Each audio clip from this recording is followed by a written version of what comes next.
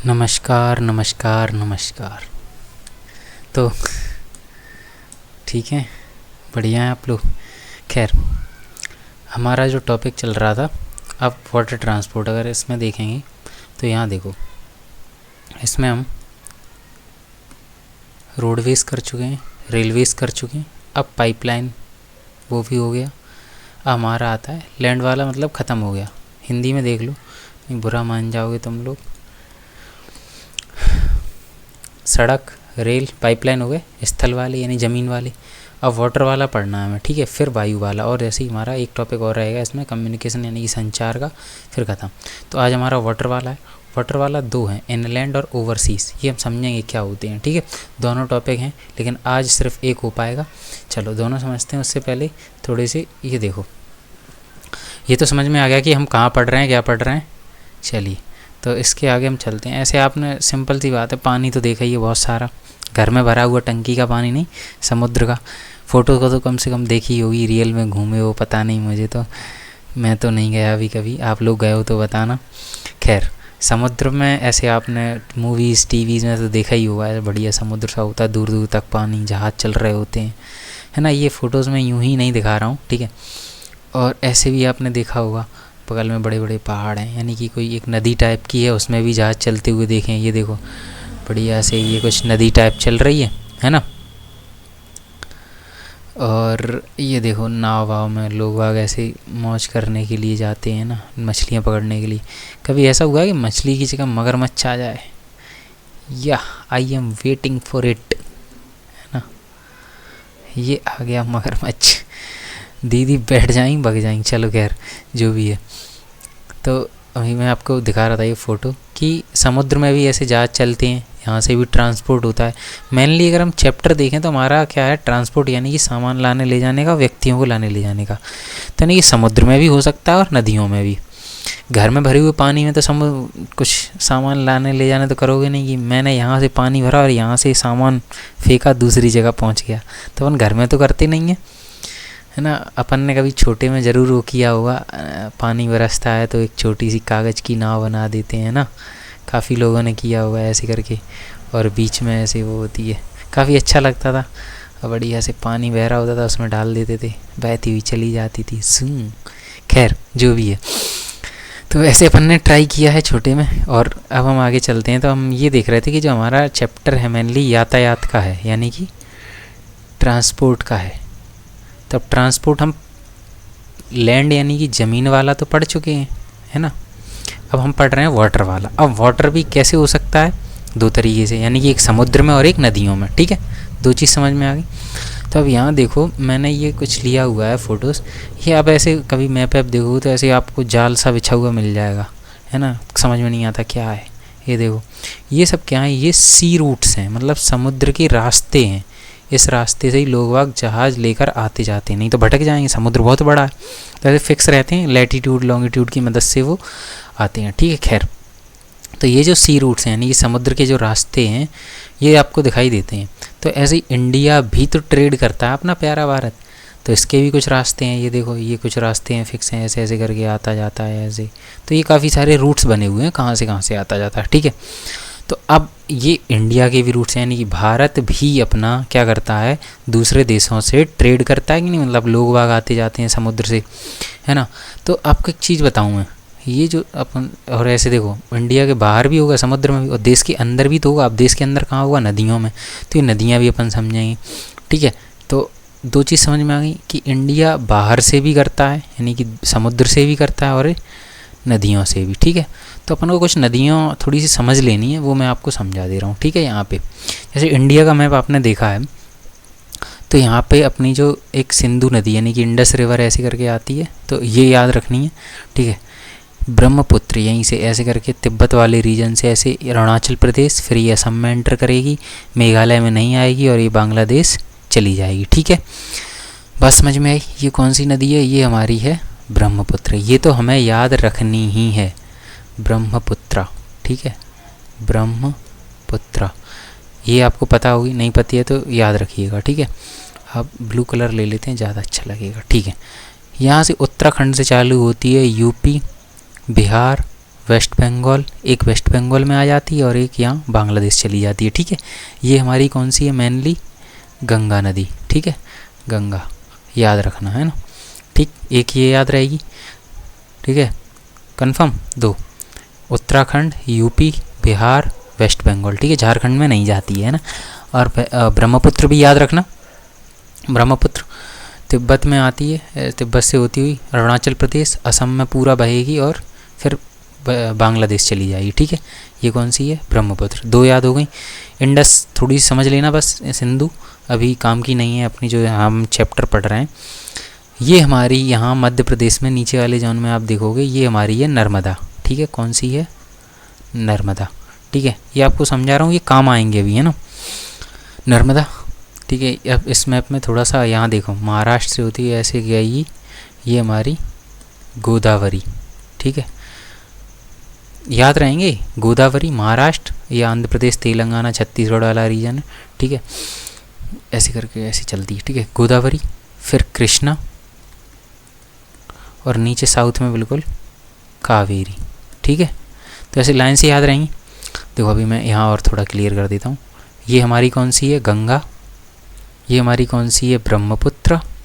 ठीक है, और ये हमारी है नर्मदा, मैप में ध्यान से देखना। ठीक है, ये हमारी गोदावरी, कृष्णा।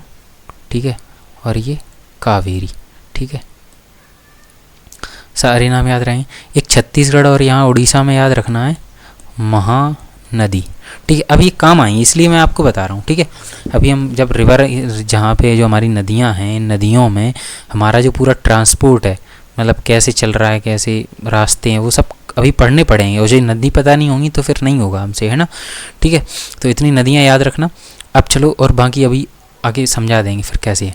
तो अभी हम जो ट्रांसपोर्ट की बात कर रहे थे, ट्रांसपोर्ट यानी कि यातायात। अब यातायात जो चलता है ये जो वाटर वाला है, यानी कि पानी से, ये अभी हमने पाइपलाइन वाला पढ़ा था ना, उसमें क्या होता है कि टाइम कम लगता है, नुकसान भी कम होता है। जब हम ये समुद्र से करते हैं ना, समुद्र से जहाज़ों के द्वारा, शिप्स के द्वारा, तो इसमें क्या होता है, हमारी जो कॉस्ट होती है, कीमत, ये कम होती है, बहुत सस्ती होती है। ठीक है, बहुत कैसी होती है, लेस कॉस्ट होता है। ठीक है, मतलब बहुत कम पैसे लगते हैं, बहुत कम खर्चा आता है ना, सबसे सस्ता यही है। और ये बहुत ही ज़्यादा यूज़ किया जाता है, अपन को लगता भले ही है। ठीक है, देखो, since the ancient period India was one of the seafaring countries, मतलब इस समुद्र से भी लोग आते जाते रहते थे।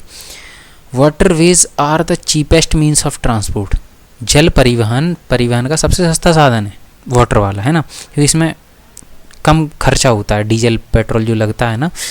देखो यहाँ पर भारी और स्थूलकाय वस्तुएं ढोने में अनुकूल है, मतलब बड़ी बड़ी चीज़ें चली जाती हैं जहाज में रख के ना। यह परिवहन साधनों में ऊर्जा सक्षम तथा पर्यावरण अनुकूल है, ये बात याद रखना है।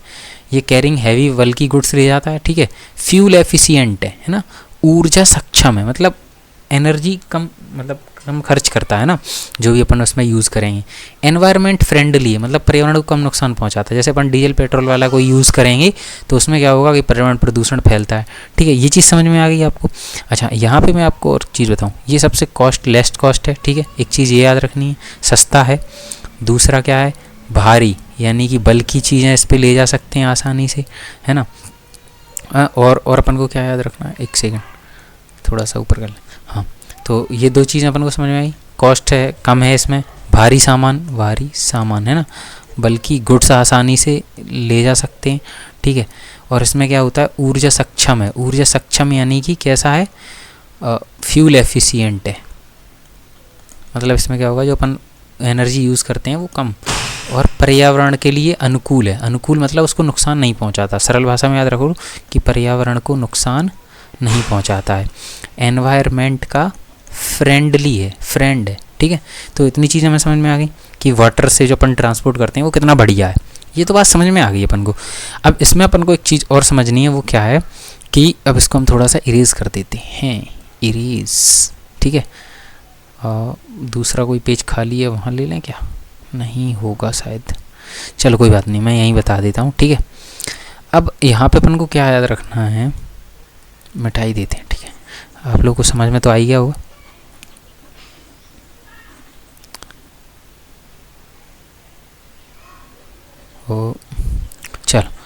तो जो भी है काफ़ी सारा करना पड़ता है इसको, चल जो भी है खैर।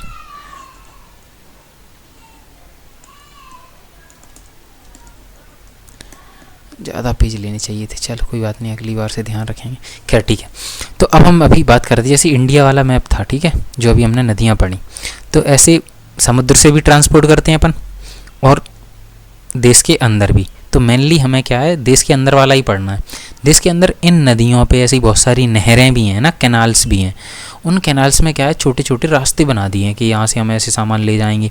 तो ऐसे मान लो कि गंगा नदी पे हम ऐसे करके एक रास्ता फिक्स कर दें कि हम ऐसे ऐसे करके यहाँ तक सामान ले जाएंगे इस रास्ते से। गंगा नदी से पानी तो बहता ही है, बढ़िया, यहाँ से नाव डालो आराम से बहती हुई आ जाएगी, कोई खर्चा नहीं, कोई नुकसान नहीं, बढ़िया से आ जाएगी। ऐसी नर्मदा मान लो यहाँ से ऐसे आ जाएगी। तो ऐसे करके टोटल 111, कितने, 111, बहुत कठिन नंबर नहीं है ना, बहुत कठिन नंबर है क्या। तो 111 ऐसे वाटरवेज यानी कि जलमार्ग बनाए। अभी तक हमने राष्ट्रीय राजमार्ग पढ़े थे ना, सड़क वाले, वैसे ही ये हैं राजमार्ग, जलमार्ग हैं, ठीक है। तो ऐसे कुल टोटल कितने हैं, 111 जलमार्ग है ना, वाटरवेज। अब ऐसे बनाए हैं अपन, ऐसा नहीं है कि इतने ही हैं, मतलब ऐसे फिक्स कर लिए कि यहाँ से यहाँ तक, ठीक है। इनमें से क्या है, 5 जो हैं उनको क्या दे दिया गया है, नेशनल वाटरवे कहा गया है ना, यानी कि राष्ट्रीय राजमार्ग पढ़ते थे वहाँ, यहाँ जलमार्ग। राष्ट्रीय जलमार्ग कितने हैं, अभी 5 ही हैं और आगे काम चल रहा है और बन रहे हैं, ठीक है, ऐसा नहीं है कितने ही। इसको किसके तहत बनाया, एक नेशनल वाटरवे एक्ट करके है 2016 है ना, तो याद रखिएगा, नेशनल वाटरवे एक्ट, राष्ट्रीय जलमार्ग अधिनियम करके है, ठीक है। राष्ट्रीय जलमार्ग अधिनियम 2016 के द्वारा 5 राष्ट्रीय जलमार्ग हैं, टोटल कितने हैं, 111 हैं, ठीक है, एक बात याद रहेगी। अच्छा हाँ, तो एक चीज़ और बतानी थी आपको। अब ऐसे जो 111 वाटरवेज हैं, अब अपन को पता तो होना चाहिए, जैसे मान लो कि ये गंगा नदी है, ठीक है। अब यहाँ उत्तराखंड में ही क्या, उत्तराखंड में जहाँ से ये नदी आ रही है, शुरू हो रही है, क्या यहाँ पर भी हम सामान मतलब जहाज़ से ला कर ले जा सकते हैं या खुद आ जा सकते हैं जहाज़ में बैठकर? नहीं, क्यों? क्योंकि यहाँ पर माउंटेन रीजन है ना, पहाड़ वाला। अब पहाड़ पे ऊपर से नदी बह रही है, तुमने यहाँ पहाड़ पे जहाज़ छोड़ा, नीचे ख़त्म कहानी, स्वाहा, तो फिर दिक्कत होगी ना, तो ऐसी जगह नहीं बनाई जा सकती। तो ऐसे ही इंडिया में जो पूरी टोटल, बात समझ में आ रही, मतलब पूरी जो नदियाँ हैं, बार बार नदी और भी जगह हैं जितनी भी, उन सब में ऐसी कितनी डिस्टेंस है, ऐसी कितनी जगह है टोटल जिसमें हम क्या कर सकते हैं, नेविगेट कर सकते हैं। नेविगेट का मतलब है परिवहन कर सकते हैं, मतलब जिसमें सामान ले जा सकते हैं या जहाज़ चला सकते हैं, नाव चला सकते हैं। तो ऐसी है 14,500 किलोमीटर, ठीक है, कितनी है, 14,500 किलोमीटर। इसको याद रखना, अलग कलर से मैं हाईलाइट कर देता हूँ। नेविगेट करने के लिए कितनी जगह है, 14,500 किलोमीटर, यानी कि भारत के अंदर। अब इसके अंदर मैं क्वेश्चन बता देता हूँ कि अंतः स्थलीय, अंतः स्थलीय का मतलब क्या है, देश के अंदर, स्थल के अंदर, अंतः स्थलीय। नौ संचालन, नौ संचालन मतलब जो पानी वाला पार्ट है उसमें संचालन करना, मतलब उसमें अपन ट्रांसपोर्ट कर सकते हैं, नेविगेट कर सकते हैं। इंग्लिश में बोलते हैं इसको इनलैंड, इनलैंड मतलब देश के अंदर। नेविगेशन, ठीक है, इनलैंड नेविगेशन की कितनी जगह है, तो 14,500 किलोमीटर, याद रहेगा, ठीक है। 1 4 और कितने, 1 और 4 कितने होते हैं, 5 और 00 लगा दूँ, ठीक है, याद हो जाएगा। अंतस्थलीय नौ संचालन मार्ग कितना है, 14,500 किलोमीटर। यहाँ देखो, अंतस्थलीय नौ संचालन जलमार्ग कितना है, 14,500 किलोमीटर। इनलैंड नेविगेशन वाटरवेज कितने हैं, 14,500 किलोमीटर इन लेंथ, ठीक है, 14,500। चलो, और टोटल कितने हैं, 111 ऐसे वाटरवेज हैं, उनमें से 5 कितने कैसे हैं, 111 इनलैंड वाटरवेज हैं, 5 कैसे हैं, नेशनल वाटरवेज हैं, ठीक है, याद रहेगा, national waterways. National waterway act कौन सा है, 2016, जिसके तहत इन 5 को बनाया गया, ठीक है। अब इन 5 को हमें याद करना है कौन कौन सी हैं, ठीक है। तो बढ़िया, इतना याद हो गया होगा मेरे हिसाब से। इसमें अपन को कुछ याद नहीं रखना, क्या याद रखना है, ये सबसे सस्ता है, ठीक है, पर्यावरण अनुकूल है। टोटल इनलैंड वाटर नेविगेशन यानी अंतस्थलीय नौ संचालन जलमार्ग कितना है, 14,500, ठीक है। टोटल कितने हैं, 111 जलमार्ग हैं, ठीक है। 5 कैसे हैं, नेशनल वाटरवेज हैं, टोटल 111 हैं, जिसमें से 5 नेशनल हैं। और कौन सा एक्ट है, राष्ट्रीय जलमार्ग अधिनियम 2016, ठीक है। अब हमें 5 पढ़ने हैं, ठीक है, चलो वो देखते हैं। तो पहला वाटरवे, ठीक है, पहला वाटरवे अपन को याद रखना है।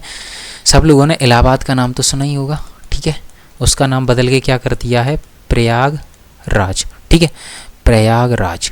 ठीक है, तो गंगा नदी ऐसे आ रही थी, हमने अभी पढ़ा ही था। ठीक है, प्रयागराज, और प्रयागराज हमें पता है कौन सी नदी मिलती है, यमुना, तो वहाँ पे उसका नाम क्या हो जाता है, प्रयागराज। अब यहाँ हम पढ़ेंगे पहला नेशनल वाटरवे यानी कि पहला राष्ट्रीय जलमार्ग। तो नेशनल वाटरवे 1 यानी कि राष्ट्रीय जलमार्ग संख्या 1, तो वो कौन सी है, यहाँ प्रयागराज। यहाँ कौन सी जगह है, यहाँ पर प्रयागराज। इंग्लिश में भी ऐसे ही लिखा जाएगा, तो ऐसे कोई डरने वाली बात नहीं। प्रयागराज, ऐसे प्रयागराज से एक नेशनल वाटरवे बनाया हमने, कहाँ तक, यहाँ एक पोर्ट है पश्चिम बंगाल में, कौन सा, हल्दिया। ठीक है, HALDIA। ठीक है, हल्दिया याद रहेगा।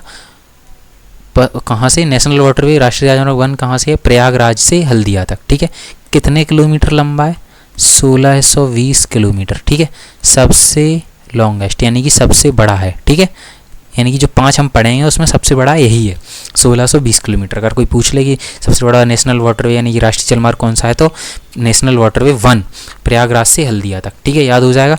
तो यहाँ पर देखो ध्यान से, प्रयागराज से ऐसे अपन को बनाना है, प्रयागराज से हल्दिया तक, P pair Prayagraj, H Haldia, 1620 kilometre और नेशनल वाटरवे 1। तो किताब में जब आप पढ़ेंगे तो देखेंगे, ये देखो द गंगा रिवर है। ठीक है, between Prayagraj and Haldia 1620 kilometre, national waterway 1 Haldia तथा प्रयागराज के मध्य गंगा जलमार्ग जो 1620 किलोमीटर लंबा है, और कौन सा है, नौगम्य जलमार्ग, वही राष्ट्रीय जलमार्ग संख्या 1। ठीक है, याद हो गया। चलो अब दूसरा वाला याद करते हैं। दूसरा वाला भी सिंपल है, हमने ऐसे ब्रह्मपुत्र रिवर पढ़ी थी ना, तो ऐसे करके ऐसे ऐसे आती है। ठीक है, तो हमें बस इतनी याद रखनी है, कहाँ से, यहाँ असम में 2 पॉइंट याद रखने हैं, असम में। ठीक है, ये है हमारा सदिया, सदियों पुराना हमारा रास्ता। ठीक है, सदिया, और ये है धुबरी। ठीक है, ये कौन सा हो गया हमारा, नेशनल वाटरवे 2। ठीक है, SADIATHUBRI, धुबरी। ठीक है, तो सदिया से लेकर धुबरी तक, सदिया से लेकर धुबरी तक ये अपना इतना वाटरवे याद रखना है, ब्रह्मपुत्र रिवर पर है। ठीक है, ब्रह्मपुत्र, आप लोग थोड़ा राइटिंग में कर लेना कॉम्प्रोमाइज़। ठीक है, ब्रह्मपुत्र रिवर। ठीक है, नेशनल वाटरवे कौन सा है, 2, सदिया, D से धुबरी। ठीक है, याद हो जाएगा। ये कितना है, शायद से 891 किलोमीटर। हाँ, ये रहा देखो, the Brahmaputra river between Sadiya and Dhubri 891 kilometre, national waterway 2, Sadiya and Dhubri 891 kilometre, Brahmaputra नदी जलमार्ग, नौगम्य जलमार्ग संख्या 2। ठीक है, याद हो जाएगा, दोनों याद हो गए हैं। प्रयागराज से हल्दिया तक नेशनल वाटरवे 1 1620 किलोमीटर, सबसे बड़ा वही था। सदिया से धुबरी तक ब्रह्मपुत्र रिवर पर, ये था गंगा रिवर पर, ये है नेशनल वाटरवे 2। ठीक है, याद हो जाएंगे। दोनों अपन को ऐसे ही लिखना है। जब अभी मैं आपको क्वेश्चन भी बताऊंगा इसका क्या क्वेश्चन बनेगा, कैसे बनेगा, क्या आंसर लिखना है। ठीक है, पूरा। तो ठीक है, तीसरा वाटरवे हमें याद रखना है केरल में। ठीक है, यहाँ पर केरल में, यहाँ पर काफ़ी जो है लेक्स वगैरह हैं, कैनाल्स वगैरह हैं। ठीक है, तो हमें यहाँ पे याद रखना है, एक सेकंड, हाँ, ठीक है, तो हमें यहाँ पे ये कावेरी रिवर पड़ी थी। ठीक है, वो इस पे नहीं है। ठीक है, ये याद रखना, नहीं सोचो उसको मिक्स कर दो। यहाँ पर क्या है, कैनाल्स हैं, छोटी छोटी नहरें हैं। ठीक है, तो हमें याद रखना है कोट्टापुरम से कोल्लम। ठीक है, 2 कैनाल याद रखेंगे। ठीक है, चंपाकरा और उद्योग मंडल। ठीक है, और ये डिस्टेंस कितनी है, 205 किलोमीटर। ये कौन सा है, नेशनल वाटरवे 3। ठीक है, कोट्टापुरम से कोल्लम तक केरल में। ठीक है, ये याद रहेगा, 205 किलोमीटर है। चंपाकरा और उद्योग मंडल कैनाल यानी कि नहरें हैं। ठीक है, याद रहेगा। चलो यहाँ पर थोड़ा सा देख लो, दूसरा कलर उपयोग किया जाए। कोट्टापुरम से कोल्लम तक नेशनल वाटरवे 3, उद्योग मंडल एंड चंपाकरा कैनाल यानी कि नहरें, उद्योग मंडल और चंपाकरा नहरें, 205 किलोमीटर। देखो यहाँ पर लिखा भी है, केरल में पश्चिम तटीय नहर, पश्चिम तटीय मतलब वेस्ट कोस्ट यानी कि पश्चिम दिशा में है ना, और इधर होता तो पूर्व दिशा हो जाता है, east. West coast canal in Kerala, Kottapuram से Kollam, Udyogamandal and Champakara canals 205 kilometre, Kottapuram से कोल्लम तक उद्योग मंडल तथा चंपाकरा नहरें 205 किलोमीटर, नेशनल वाटरवे थर्ड। ये देख लो आपकी बुक से मैंने चिपकाया है, और बुक में ही है सारा सब कुछ, ठीक है, मैं एक्स्ट्रा कुछ नहीं पढ़ा रहा। चलिए 3 हमारे हुए, अब आते हैं हमारे चौथे पे। चलो तीनों भूल तो नहीं जाओगे, याद रहेंगे ना, पहला गंगा नदी पे, दूसरा ब्रह्मपुत्र, तीसरा केरल में चंपाकरा कैनाल। अब चौथा पढ़ते हैं, ठीक है। चौथा वाटरवे, नेशनल वाटरवे 4, राष्ट्रीय जलमार्ग संख्या 4, ठीक है। ये कहाँ है? ये आंध्र प्रदेश तमिलनाडु वाले रीजन में देखोगे। ये मेनली क्या है, जो गोदावरी और कृष्णा नदी पड़ी थी ना अभी अपन ने, तो उनको जोड़ता है, ठीक है, गोदावरी कृष्णा नदी। और इसमें छोटी छोटी कैनाल्स, वही नहरें भी हैं, तो गोदावरी कृष्णा रिवर, ठीक है, इनको जोड़ता है, गोदावरी और कृष्णा रिवर्स को। और इसमें इसकी डिस्टेंस, एक सेकंड, नेशनल वाटरवे 4, गोदावरी से कृष्णा, हाँ इसमें क्या है, और छोटी छोटी कैनाल्स भी हैं, काकीनाडा और पुडुचेरी नहर, ये देखो यहाँ लिखा है काकीनाडा और पुडुचेरी कैनाल्स हैं, ठीक है। तो यहाँ पर थोड़ा सा और लिख दिया जाए, काकीनाडा एंड पुडुचेरी कैनाल, ठीक है, ये नाम याद रखना। अब आपको मिक्स हो रहा होगा कि ये तो बहुत सारी हो गई, 1078 किलोमीटर, ठीक है। यहाँ पर मैं दूसरे कलर से बना देता हूँ, चलिए देखिए ध्यान से, ठीक है।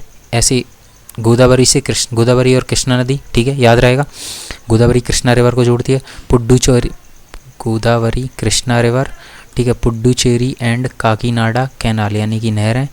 और हमारा क्या था, हाँ 1078 किलोमीटर है। नेशनल वाटरवे यानी कि राष्ट्रीय जलमार्ग कौन सा है, 4, ठीक है, 4।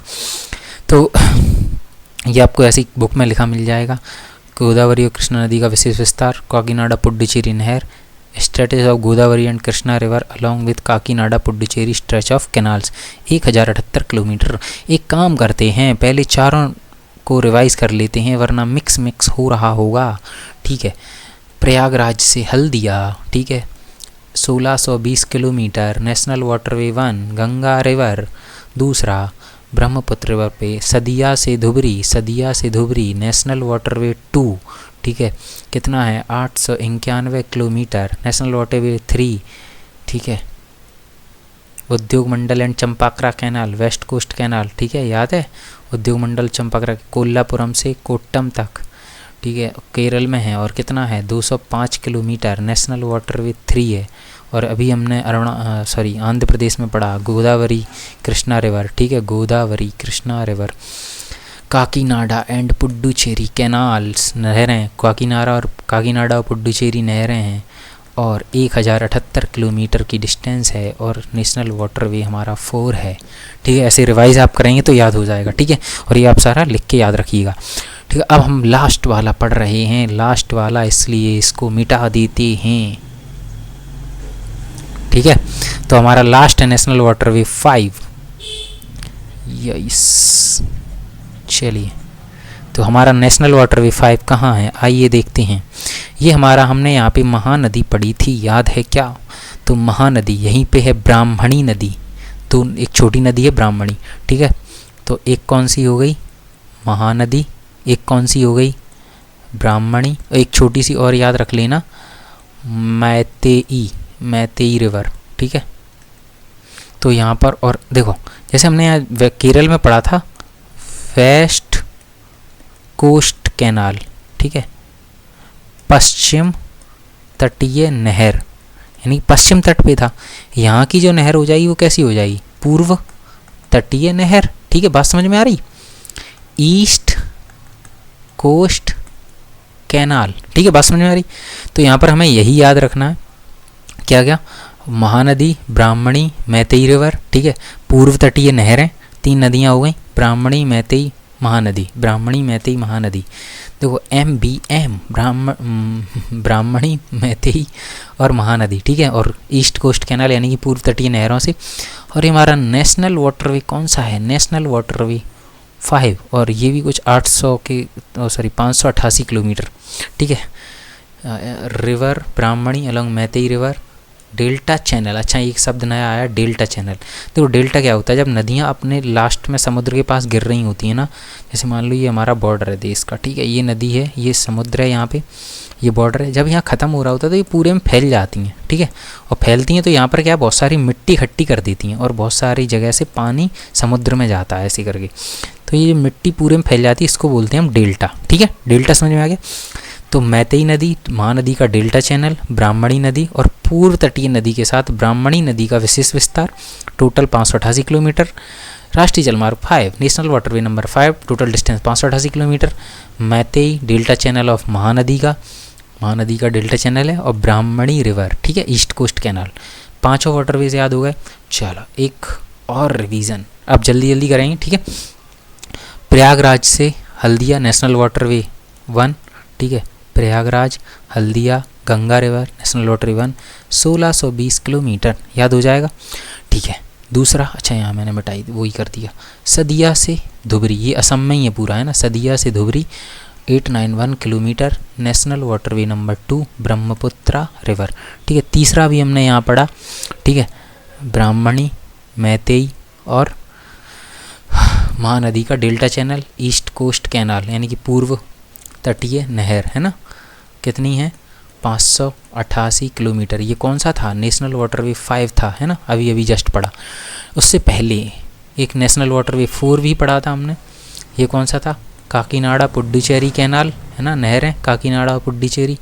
गोदावरी और कृष्णा नदी थी, ठीक है, कितनी थी 1078 किलोमीटर, नेशनल वाटरवे कितना था 4, ठीक है। अब यहाँ एक बचा, पश्चिम तटीय नहर कोट्टापुरम से कोल्लम, ठीक है, केरल में है, ये देखो केरल, कोट्टापुरम से कोल्लम। अच्छा, उद्योग मंडल कैनाल और चंपाकरा कैनाल, ठीक है, यूसी उद्योग मंडल चंपाकरा नहरें थी, ठीक है। ये कितना था 205 किलोमीटर। नेशनल वाटरवे कौन सा था, तीसरा, ठीक है, याद हो जाएगा। आई होप कि अब हो जाना चाहिए यार, ठीक है। अब मैं रफ मैप आपको दिखा देता हूँ सिंपली एक बार और बस। अभी मैं आपको क्वेश्चन बताने वाला हूँ, ठीक है, तो ज़्यादा जल्दबाजी मत करिए, है ना, सॉरी। देखो ये नेशनल वाटरवे 1 प्रयागराज से हल्दिया, सदिया से धुबरी, नेशनल वाटरवे 2 कोट्टापुरम से कोल्लम, ये गोदावरी कृष्णा नदी, मैतेई ब्राह्मणी, ये 5, ठीक है, 5 हो गए, 1 2 3 4 5, ठीक है। अब हो सकता है आपके पेपर में मैप में आ जाए, फिर आप भर पाओ। अब ये देखो, अब आपको समझ में आ जाएंगे। ये national waterway 3, national waterway 4, national waterway 5, national, अरे अलग कलर, नेशनल वाटरवे 1 और नेशनल वाटरवे 2, ठीक है, पाँचों याद हो गए। ये देखो, और हाँ मैंने इसके लिए मैप में भी लगा रखा है, ऐसे मैंने ये, आप लोग इसका स्क्रीनशॉट ले सकते हो, ये मैंने लिख रखा था पूरा, ठीक है, नोट्स दिए थे बच्चों को, ठीक है। नेशनल वाटरवे 3 4 5 1 2 पूरा, ठीक है। खैर, तो ये आप देख लेना, स्क्रीनशॉट ले लो, ठीक है, और अपना आराम से भर लेना, लिख लेना जो कुछ भी करना है, ठीक है। तो अभी हम आपको एक चीज़ और बताने वाले हैं, जैसे हम ये ट्रेड करते हैं, समुद्र से व्यापार करते हैं ना। अब देखो इसमें लास्ट लाइन आपकी जो बुक में है वो ये है, अभी अपन ने देश के अंदर वाला पढ़ा है, ठीक है, अभी अपन को बाहर वाला भी पढ़ना है, अभी देश के अंदर वाला पढ़ा है, ठीक है। तो देश का 95% ट्रेड है ना, 95% ऑफ द कंट्रीज ट्रेड, यानी कि जो बाई वॉल्यूम है ना, यानी कि जैसे मान लो हम 100 रुपये का व्यापार दूसरे देशों से कर रहे हैं, ठीक है, अदर कंट्रीज से, उसमें से 95% यानी कि 95 रुपीज़ का जो व्यापार है वो किससे होता है, सी, यानी कि किससे होता है, समुद्र से होता है, ठीक है। किससे होता है, समुद्र से, ज़मीन के माध्यम से और अन्य माध्यमों से सिर्फ 5% ही होता है, ठीक है। अगर हम ये 100 रुपये की बात नहीं कर रहा हूँ, टोटल व्यापार कर रहा हूँ, ठीक है, मतलब टोटल अगर अपन, अब अगर उसी को हमने, थोड़ा सा कन्फ्यूजिंग हो जाएगा, इसको रुपए ना लिखें, ठीक है। अगर मान लो हम 100 चीज़ें बेच रहे हैं, उसमें से 95% 95% चीज़ें किससे बेची जा रही हैं, समुद्र के रास्ते, ठीक है।